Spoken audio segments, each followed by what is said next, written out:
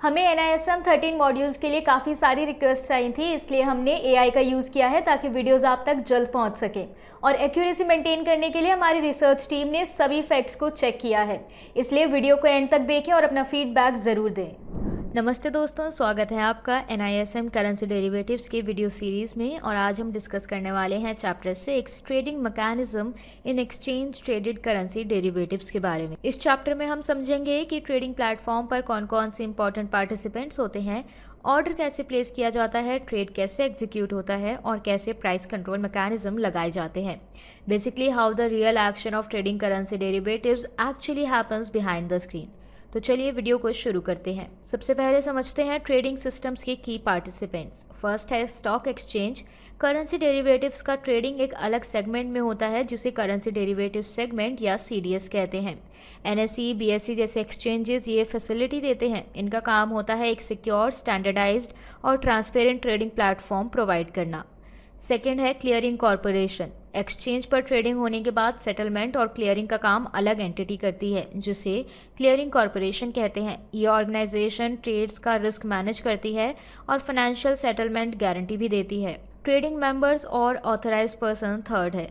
Trading members वो brokers होते हैं जो एक्सचेंजेस के मेंबर होते हैं। इनके थ्रू क्लाइंट्स ट्रेड करते हैं। एक ट्रेडिंग मेंबर किसी ऑथराइज्ड पर्सन को अपॉइंट कर सकता है क्लाइंट के बिहाफ पे ऑर्डर प्लेस करने के लिए, specially in remote areas.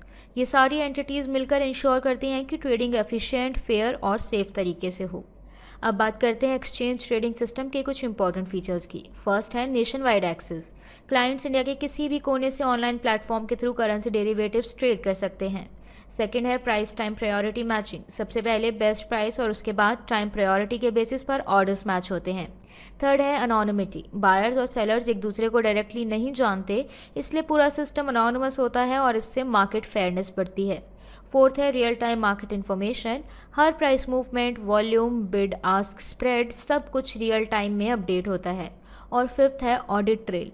Her transaction का रिकॉर्ड मेंटेन होता है जिससे ट्रांसपेरेंसी और कंप्लायंस इंश्योर होता है। अब बात करते हैं ऑर्डर मैनेजमेंट की, जो ट्रेडिंग का सबसे इम्पॉर्टेंट और ऑपरेशनल पार्ट है। ऑर्डर टाइप्स कई तरह के होते हैं और वो 4 ऑर्डर टाइप्स हैं। मार्केट ऑर्डर, आप बाय या सेल करना चाहते हो at the best available price. Limit order, आप प्राइस फिक्स करते हो और अगर मार्केट उस प्राइस पे आता है तभी ट्रेड होगा। स्टॉप लॉस ऑर्डर यानी रिस्क मैनेजमेंट के लिए लगाया जाता है ये, और जब प्राइस एक थ्रेशोल्ड क्रॉस करता है तो ऑर्डर ट्रिगर हो जाता है। और फोर्थ है डे ऑर्डर वर्सेस IOC या फिर इमीडिएट और कैंसिल। डे ऑर्डर पूरा दिन वैलिड रहता है जबकि IOC ऑर्डर इमीडिएटली एक्सिक्यूट हो जाता है तो ठीक है, वरना तो वो फिर कैंसिल हो जाता है। अब ऑर्डर बुक में 2 तरह के ऑर्डर्स होते हैं। पहला एक्टिव ऑर्डर, ये मार्केट प्राइस से मैच हो रहे होते हैं और तुरंत एग्जीक्यूट हो सकते हैं। और दूसरा है पैसिव ऑर्डर, ये बेस्ट बिड आस्क से थोड़ा दूर होते हैं और ऑर्डर बुक में वेट करते हैं मैच होने के लिए। एक अच्छे ट्रेडर को इन सभी ऑर्डर टाइप्स का यूज स्ट्रैटेजी के हिसाब से करना आना चाहिए। स्टॉक एक्सचेंजेस और ब्रोकर्स दोनों लेवल्स पर रिस्क मैनेजमेंट मैकेनिज्म इम्प्लीमेंट होता है।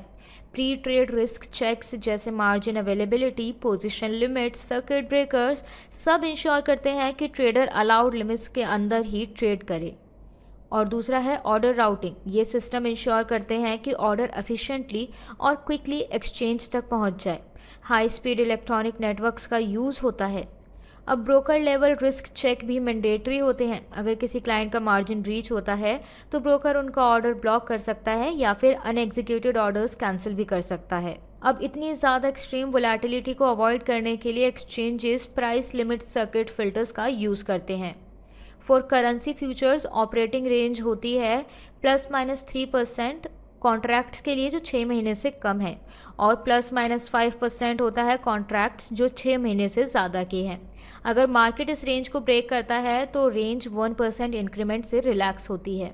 For options price band calculate होता है डेल्टा और वोलेटिलिटी के बेस पर और डेली रीसेट होता है। अगर ऑप्शन प्राइस रेंज से बाहर चला जाए तो एक्सचेंज उस रेंज को इंट्राडे रिलैक्स कर सकता है।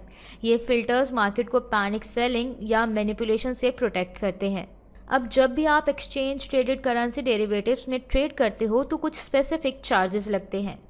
पहला है स्टैट्यूटरी चार्जेस जैसे कि GST, स्टैम्प ड्यूटी एटसेट्रा। दूसरा है रेगुलेटरी चार्जेस, सेबी टर्नओवर फी, एक्सचेंज ट्रांजैक्शन चार्जेस, ये एक्चुअल्स पे बेस्ड होते हैं और थर्ड है ब्रोकरेज। ब्रोकर और क्लाइंट के बीच म्यूचुअली डिसाइड होते हैं और एक्सचेंज के रूल्स के अंदर ही मैक्सिमम ब्रोकरेज चार्ज किया जा सकता है। अब यहाँ पे ट्रांसपेरेंसी भी ज़रूरी है, इसीलिए ब्रोकरेज और चार्जेस डिटेल्स आपको कॉन्ट्रैक्ट नोट में क्लियरली देखने को मिलती हैं। तो दोस्तों, आज की वीडियो में हमने डिटेल में जाना ट्रेडिंग इकोसिस्टम की एंटिटीज़ कौन कौन सी होती हैं, ट्रेडिंग प्लेटफॉर्म्स के फीचर्स, ऑर्डर टाइप्स और ऑर्डर बुक कैसे काम करते हैं, रिस्क मैनेजमेंट और सर्किट फिल्टर्स क्या होते हैं, और फाइनली ट्रेडिंग कॉस्ट कितना और कैसे लगता है। अब नेक्स्ट चैप्टर में हम देखेंगे क्लियरिंग, सेटलमेंट और रिस्क मैनेजमेंट। अगर आपको ये वीडियो हेल्पफुल लगा हो तो वीडियो को लाइक और शेयर करें और जेड फंड शाला को सब्सक्राइब करना बिल्कुल ना भूलें। Mutual fund investments are subject to market risks. Read all scheme related documents carefully.